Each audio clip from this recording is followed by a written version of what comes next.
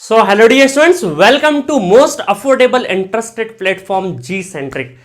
तो आज हम लोग एक ऐसे सब्जेक्ट के बारे में बात करेंगे जिसको लेंथ वाइज बहुत ही बड़ा माना जाता है, जिसके नाम से स्टूडेंट कई बार घबराने लगता है कि पावर सिस्टम हमें नहीं आता। जी हाँ, सही सुना, मैंने उसका नाम ले ही लिया है जिसका नाम है पावर सिस्टम। इस सब्जेक्ट को अगर सीखना है ना तो आपको कम से कम कुछ फंडामेंटल नॉलेज होना चाहिए, कुछ बेसिक चीज़ों का नॉलेज होना चाहिए। और इसमें ये सब्जेक्ट कम से कम 3 to 4 सब्जेक्ट का नॉलेज मांगता है, like control system, network, electrical machine, ठीक है। और इनको बहुत ही क्रिएटिव फॉर्म में पढ़ना पड़ता है अगर इस सब्जेक्ट को वाकई किसी एग्जाम के लेवल पे, किसी कॉम्पिटिटिव एग्जाम्स के लेवल पे अगर हमको प्रिपेयर करना है तो।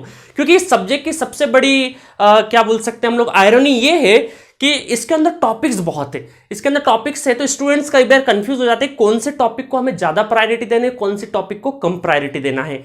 तो मैं जी सेंट्रिक ऐप पर बहुत ही क्रिएटिव फॉर्म में, बहुत ही मजेदार तरीके से, बिल्कुल बेसिक से लगाकर एडवांस तक इस सब्जेक्ट को डील कर रहा हूं। और काफी स्टूडेंट बहुत ही अच्छे से एंजॉय कर रहे हैं इस सब्जेक्ट को। काफी क्रिएटिव फॉर्म में बना रहा हूं कि किस तरीके से एक कॉम्पैक्ट इंफॉर्मेशन के साथ, जितनी हमें किसी कॉम्पिटिटिव एग्जाम्स के लिए लाइक गेट, ईएससी, एसएससी, किसी कॉम्पिटिटिव एग्जाम्स के लिए अगर हमें जाना है तो उसके लिए कितना नॉलेज की रिक्वायरमेंट है। जरूरी नहीं कि आपको ये पूरा का पूरा बुक के बुक आपको आना चाहिए, जरूरी नहीं है, बिल्कुल जरूरी नहीं है। कौन से एग्जाम्स में कौन से टॉपिक का इंपॉर्टेंस ज्यादा होता है, इसका आपको अगर थोड़ा भी इल्म है तो आप बहुत ही अच्छे से इस टॉपिक को सीख सकते हैं। क्योंकि machine, electrical machine and power system, these are the 2 fundamental subjects. अगर आपके फंडामेंटल्स बहुत ही अच्छे हैं तो इन दोनों सब्जेक्ट्स को बहुत ही अच्छे से सीखा जा सकता है। अभी मैं बात कर रहा हूं पावर सिस्टम की और आपके लिए ट्रेलर में पेश है इसका एक नमूना, जिसके अंदर आप पाएंगे किस तरीके से जी सेंट्रिक एप्लीकेशन पे, जो कि प्ले स्टोर से डाउनलोड की जा सकती है, उस पर किस तरीके से लेक्चर चल रहा है, उसका ट्रेलर देखिए। अब आप में से बहुत सारे स्टूडेंट बोलेंगे सर आज तक तो हम लोग परसेंटेज ही समझते थे, ये आप क्या बोल रहे हैं कि 2 अलग अलग सिस्टम है। ठीक है, समझेंगे, हर चीज समझेंगे, ठीक है। एक छोटे से छोटा पॉइंट भी हम लोग यहां डिस्कस करेंगे। पर यूनिट का हम लोग बेस लेंगे, क्यों लाए यूनिट्स, इसका क्या एडवांटेज है, सिंगल फेज 3 फेज में कैसे डील करेंगे इससे। और यहां से हम लोग लमसम न्यूमेरिकल करेंगे, चाहे इंजीनियरिंग सर्विसेज का न्यूमेरिकल हो, चाहे गेट का न्यूमेरिकल हो। अब कौन अच्छा है, अब कौन अच्छा हो जाएगा, ये अच्छा हो जाए क्योंकि इसने 10 में से 5 स्कोर किया और इसने कितने में से किया, 1000 में से 10 नंबर लेके आया है। सीजीपीए मतलब कि 10 पॉइंटर्स होते हैं, पॉइंटर में से आते हैं आपको। परसेंटेज मतलब 100% है, 100% इज दी लास्ट डेस्टिनेशन, उसमें से आप कितना लेके आते हैं तो इनको सबको परसेंटेज फॉर्म में चेंज करते रहेंगे। इसका मतलब एक परसेंटेज फॉर्म चलता है, एक सीजीपीए फॉर्म चलता है, जो पॉइंटर सिस्टम होता है आपके कॉलेज में देखते होंगे। ये स्कूल में चलता है, ये पॉइंटर अभी स्कूल में भी इंट्रोड्यूस हो चुका है सीजीपीए, ठीक है। मतलब कि अगर 1.0 है, 1.0 पर यूनिट का मतलब अभी समझा देता हूं मैं।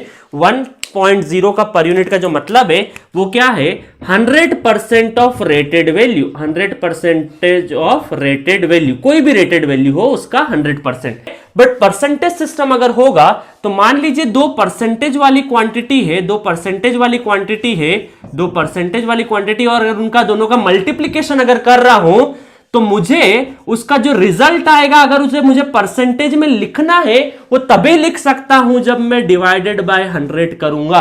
We have to divided by 100, तभी मैं क्या कर सकता हूं, उसका रिजल्टेंट परसेंटेज में लिख सकता हूं, अदरवाइज मैं परसेंटेज में नहीं लिख सकता हूं। सो गाइस, पूरा पावर सिस्टम जनरेटर से लगाकर लोड के बीच में 4 क्वांटिटी के ऊपर मेनली डिपेंड करता है। कौन कौन सा क्वांटिटी देख लेते हैं जल्दी से हम लोग।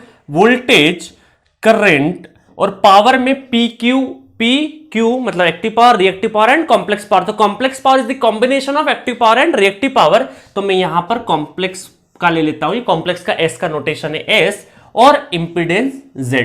इनके ही ऊपर पूरा पावर सिस्टम नेटवर्क हमारा डिपेंड करेगा। जेड बेस कैसे निकालते हैं, voltage square upon volt ampere base, ठीक है। और ये हमारा करंट का है, करंट का फॉर्मूला कि करंट बेस कैसे निकालेंगे। तो हमारे पास 2 स्पेसिफाइड वोल्टेज और पावर थे, उससे हमने क्या निकाल दिया, करंट बेस निकाल दिया in terms of volt ampere end voltage, और हमने निकाल दिया Z base in terms of voltage and volt ampere, ठीक। अब स्टार कनेक्शन में अगर आई बेस निकल गया है और मुझे क्या निकालना है, जेड बेस निकालना है, तो इसको अगर मैं एमवीए में कन्वर्ट करूंगा तो MVA base into 10⁻³ divided by √3 kilo volt base, ठीक है। मैंने एक आई में चेंज कर दिया उसको, यहां पर केवीए को एमवीए में चेंज कर।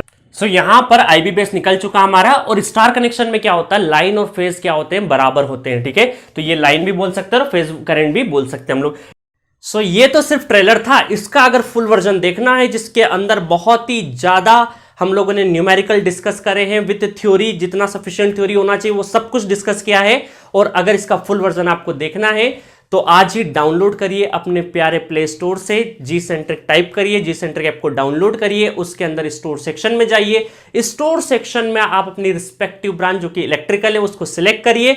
इलेक्ट्रिकल स्ट्रीम में जाने के बाद आपको पावर सिस्टम मिलेगा। पावर सिस्टम के अंदर ये लेक्चर को आप फुल वर्जन में एंजॉय कर सकते हैं एट अफोर्डेबल प्राइस।